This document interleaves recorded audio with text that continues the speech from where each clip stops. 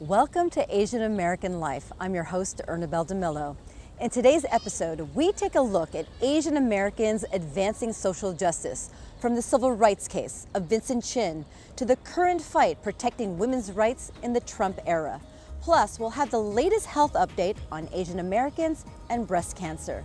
If you want more information on all our stories, you could follow us on Facebook at Asian American Life.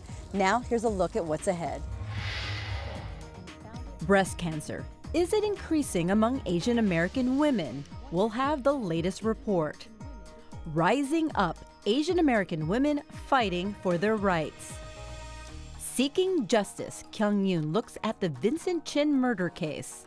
And sweet dreams, Minnie Rowe stirs up exotic chocolates. This and more on Asian American Life. A recent study finds that the breast cancer rate among Asian American women is on the rise. So what's behind the increase? We take a closer look. When Elizabeth Ouyang was diagnosed with breast cancer in 2009, she felt alone and isolated. It was really hard. I'm a civil rights attorney, and I'm a very outspoken civil rights attorney. But when it comes to myself, I just couldn't talk about it other than with my family. And it was really hard. Sometimes really strong women on the outside don't realize they really need support, and I really needed it. But she needed support and found it from many women, all Caucasian women. Ouyang wondered where all the Asian American women with breast cancer were. Were they like her, afraid to talk about it? So she started a blog, Plum Blossoms, a place where AAPI women could freely share their stories. American women living with breast cancer. I started it because having been a breast cancer survivor and realizing how difficult it was to talk about it, even as a first-generation Asian American, I wanted a space, a safe space for women to be able to talk about their experiences, and most importantly, to let other Asian women with breast cancer know that they're not alone, that they would find strength and hope from listening to other women's stories. The blog, she soon realized, was also bringing about awareness in the community at a time when breast cancer rates among AAPI women are reportedly on the rise. The Cancer Prevention Institute of California studied 7 Asian American groups between 1988 and 2013 and found increases of breast cancer rates in Asian women. This while the disease is stabilizing among other ethnic groups. South Asian and Southeast Asian women saw the most dramatic increases, and women of Filipino and South Asian descent tend to be diagnosed with more advanced stages of breast cancer. I think the study points out very important findings in that the Asian group is not one homogeneous group of people, and that there are 24 sub-ethnic groups, each with very distinct languages, customs, foods, and as well as their health and their risk to breast cancer. Dr. Joyce Chen is a breast cancer surgeon at New York Presbyterian Columbia University Medical Center. She's seen the study and says the reason for the rise is unclear. We do see statistically from 2008 to 2012, the incidence of breast cancer is rising among Asian women at a rate about 1.5% per year. We hypothesize that the adoption of a Western lifestyle, such as lower parity, later age of first birth, the use of hormone replacement therapy, inactivity, increased meat and sweet diet, all these are contributing to the rise of breast cancer. While more studies need to be done, many believe the report is a wake-up call to AAPI women to make a mammogram appointment and the importance of self-exams. Jeanette Moharris was diagnosed with an aggressive breast cancer in 2014. She felt a lump in her breast 10 months after her yearly mammogram. She remembers the doctor's call. They were just very cold about it. They just wanted to let me know that it was positive and hold all your questions later and we'll answer them. But for that whole day, I was destroyed. I called my husband to pick me up from work and I came home. And the first thing that was on my mind is like, how am I going to tell my kids? It's hard enough to hear that one has cancer, but the news can be made even worse when the doctors show no sensitivity. After consulting with 3 doctors, Mujeres finally found the right one. And I went to see my final and third doctor, and she was just more empathetic. Mujeres fortunately was able to be her own advocate, but many AAPI women, especially new immigrants, are afraid to question their doctors. You often find that with monolingual people that they are not treated the same many times, especially in the medical profession. They're not told the whole story. They're not told all the ramifications that could happen. These women, immigrants from Bangladesh, volunteer their time to be peer-to-peer educators with SAPNA, a South Asian women's outreach group. Outreach is important for SAPNA because the new families who arrive here are not sure of what resources they have, where they can reach out to seek for help. The women go out into the community, letting other Bangladesh women know about health education classes along with free mammogram screenings. Last year, 200 women came for the free screenings. So when we are providing free mammogram screening here, women do get interested. They are bringing in more women to get screened. Akhtar's video in Bangla also resonated with the community. With funding from Susan G. Komen, Oyang was able to produce several videos in different languages, because sometimes hearing it in one's native tongue can have a more lasting impact. The majority of comments said that after seeing her video, they were going to make sure that they get their mammogram and that they were going to encourage other women to also get their mammogram. And that's what this is all about, you know, is sharing information as well as psychosocial support. And so today was a very successful day. I'm Ernabel Demillo for Asian American Life. I'm Kyung Yoon. It's been 35 years since a young Chinese American named Vincent Chin was brutally murdered in Detroit.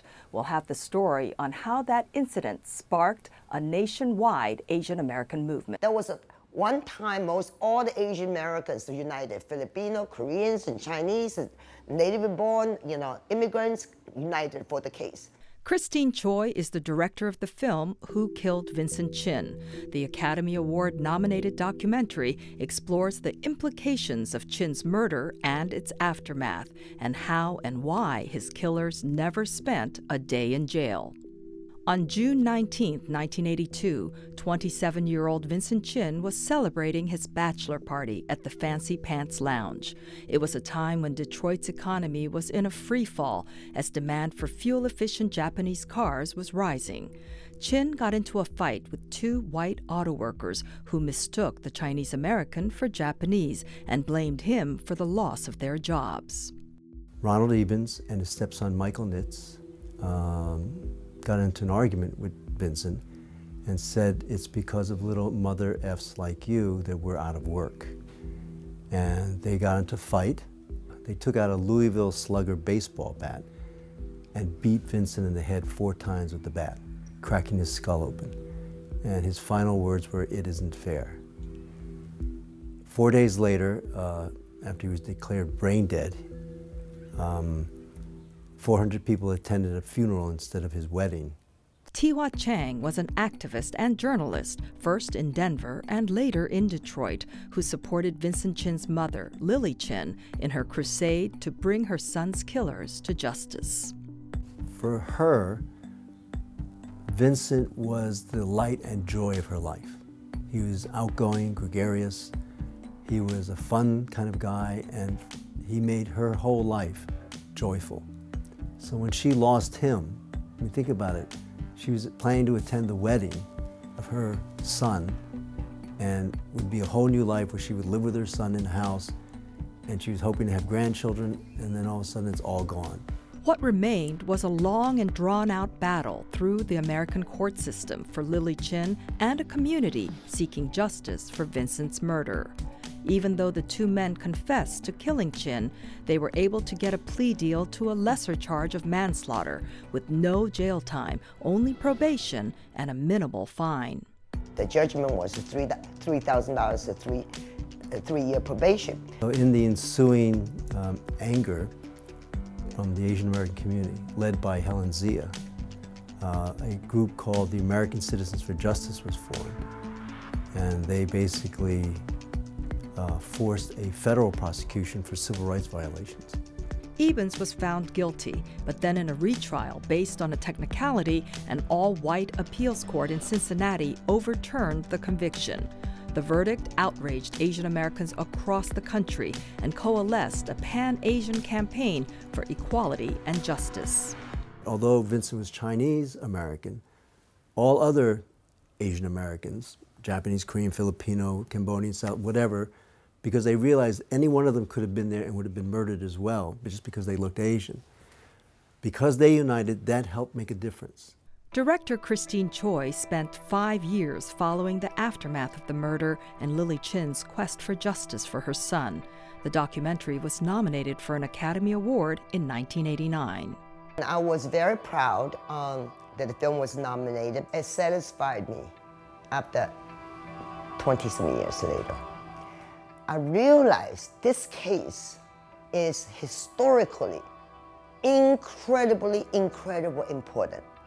And I became more proud that I actually participated in this film when more and more Asians entering the legal studies, okay?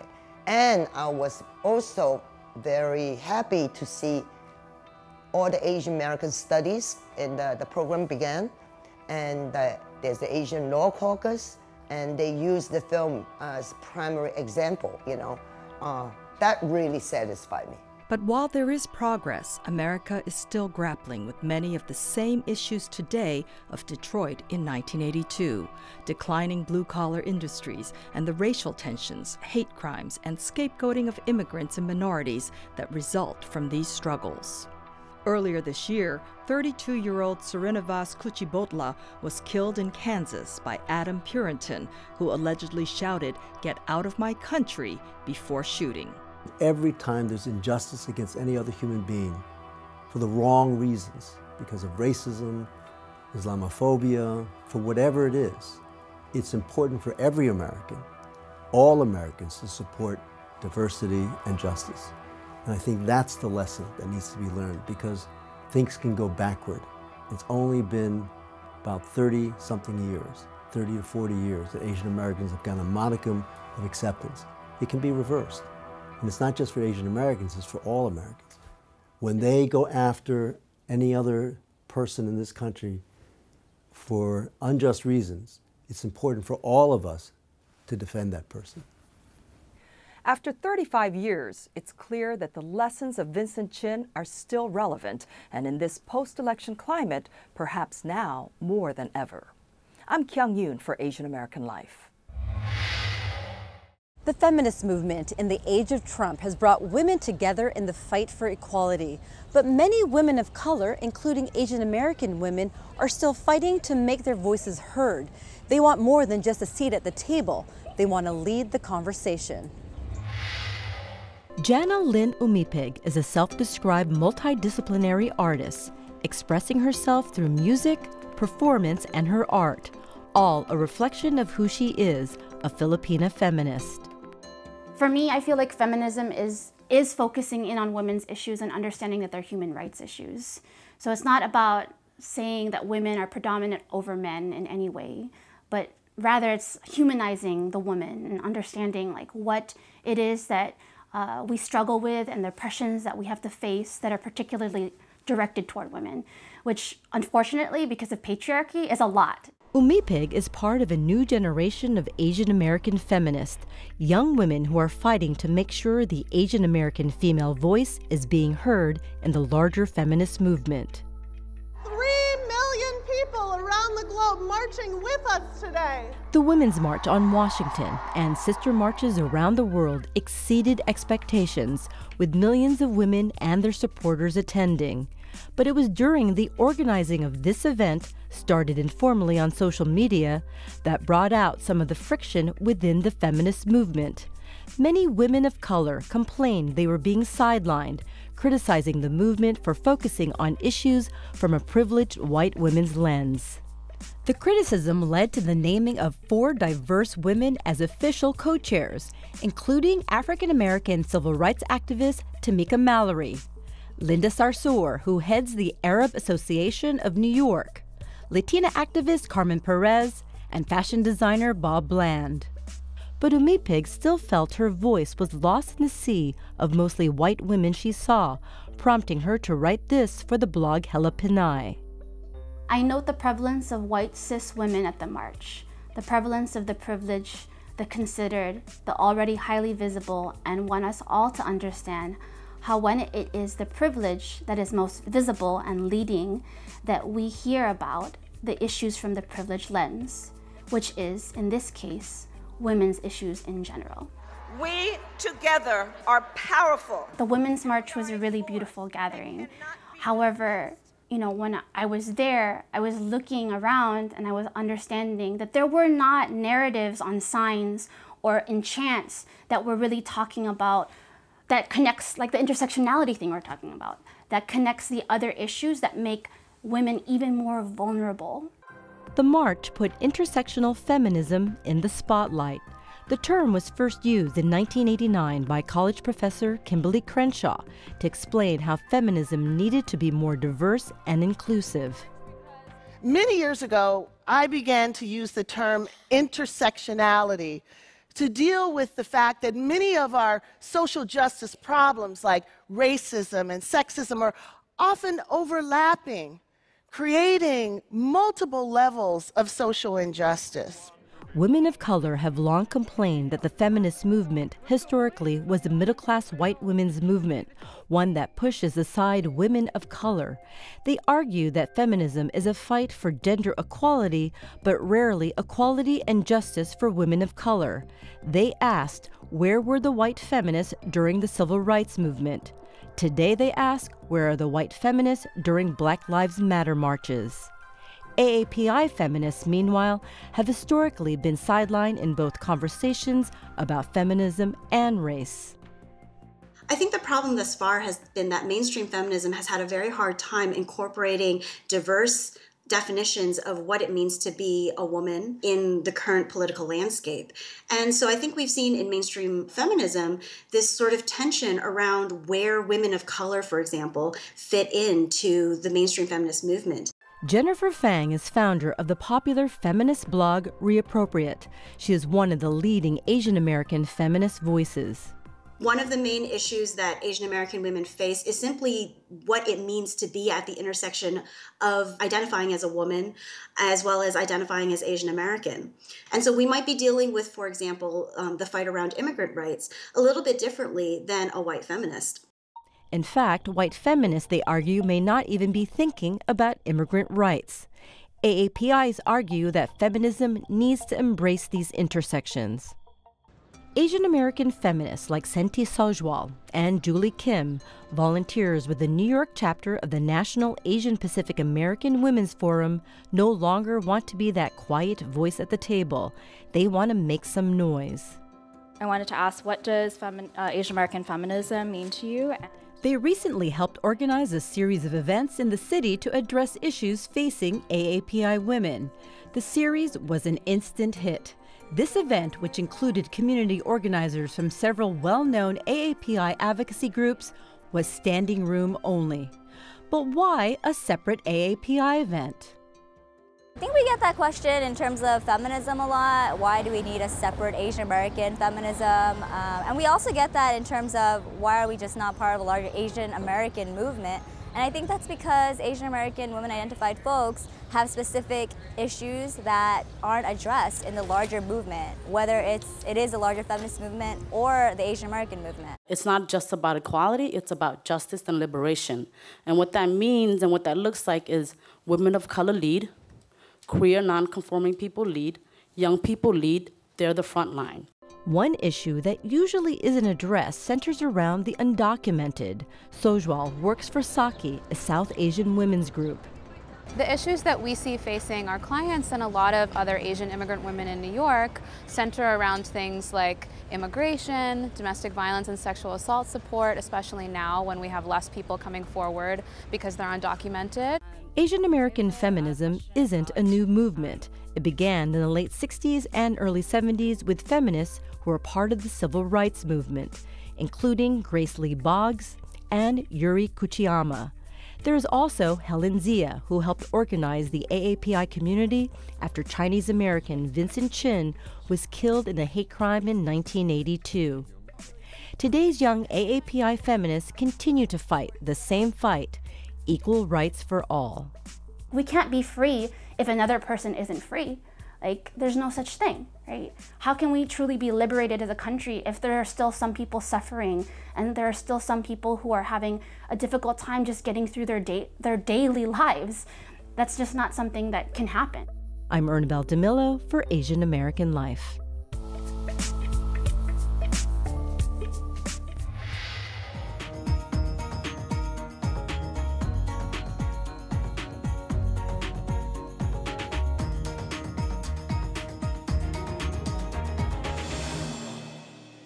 I'm Minnie Rowe. Since ancient time, chocolate has been referred to as food of the gods. It is undoubtedly one of the most beloved sweets of all time. Many people automatically assume that chocolate either comes from France or Belgium, but there is a growing number of Asian Americans who are making chocolate, infusing Asian flavors, elevating this ultimate comfort food to a whole new level. Black sesame, Thai chili, mango green tea. These are not your typical chocolate flavors. But contrary to conventional thinking, chocolatiers like Keeling Tong say Asian flavors actually pair tremendously well with chocolates. You think about the chili sesame, it has that savory, it has that sweetness and also spicy, so great combination. Among the 48 flavors she sells at her Manhattan shops, Key has about 10 Asian-inspired combinations. Chili sesame, ginger, black rose, yuzu. Mango green tea is a great combination just because the bitterness of the matcha, and then you have the white chocolate is a little sweet, which is the center, and then you have enrobed with dark chocolate with the mango, so great combination. Infusing chocolates with teas and other exotic flavors is nothing new. Chocolatiers have been experimenting with various spices, chilies, and fruit for a very long time. Key gets her inspiration from her Chinese-American upbringing and the flavors that influenced her palate throughout her life. I remember the flavors that my mom or my grandmother started making, even with savory. So I kind of incorporated with that, and that's the reason why there's a lot of Chinese influence, I guess. Asians don't fit the mold of your average chocolatier, which has long since been dominated by males and Europeans. But Key joins a number of Asian Americans who are beginning to take a bite out of the $100 billion industry of chocolates. There's Jade Chocolates in San Francisco, whose chocolatier Mindy Fong churns out flavor combinations such as the Ilang Ilang flour, toasted brown rice, and cardamom. Chocolatine's, based in Illinois, is run by Reiko Wada, who pairs her chocolate with sancho, or Japanese peppercorns, and koji sake. People now, again, understand that, it doesn't matter what your background is. If you could make it, you could do the flavors. If you could somehow succeed the flavors, then it doesn't matter who you are. Even the cacao beans have an Asian connection. Cacao plants were first cultivated in Central America as far back as 1900 BC. Ancient civilizations roasted and ground the cacao beans into a paste that they mixed with water, vanilla, honey, and chili peppers to brew a frothy chocolate drink. In the 1500s, Spanish conquistadors seeking gold and silver in Mexico returned with chocolate instead, and its popularity as a magical elixir spread from Spain to France and other European nations. In an effort to quench the growing thirst for chocolate, European powers established colonial plantations in equatorial regions around the world. To this day, there are cacao plantations in India, the Philippines, and Indonesia, which still ranks as the third largest cacao bean producer in the world. Does it have to be identical or not? At $2.75 a piece, Keith's chocolate is not cheap. But when you witness the labor behind producing these delectable morsels, it explains the price. While a chocolate bar takes only about 30 minutes to make, truffles involve a multi-step process that can take several hours. Yeah, dark chocolate truffle would be great. And the unique flavor combinations brings by the curious, who quickly turn into converts after just one bite. Mango green tea is not something you would normally find in another chocolate shop. Or, you know, what was the other one? Oh, the chili sesame. I mean, those are just odd. So I like the fact that, like, if I bought it for somebody, they get a little surprise. You know, it's not something normal. I had people who came in who was very skeptical, who was like, oh, you know, so this is not from Europe or from France or from Belgium. I said, no, it's all handmade here. And they, what, $2.75 a piece? That's like a lot. If you try the chocolate, you'll know. So once they bite into it, then it's like, I understand. And to quote a very famous movie line, life is like a box of chocolates. You never know what you're gonna get. Ginger. I'm Minnie Rowe for Asian American Life. That's our show for now. If you want more information on all our stories, you can follow us on Facebook at Asian American Life. I'm Ernabel Demillo. Thanks for watching. We'll see you next time.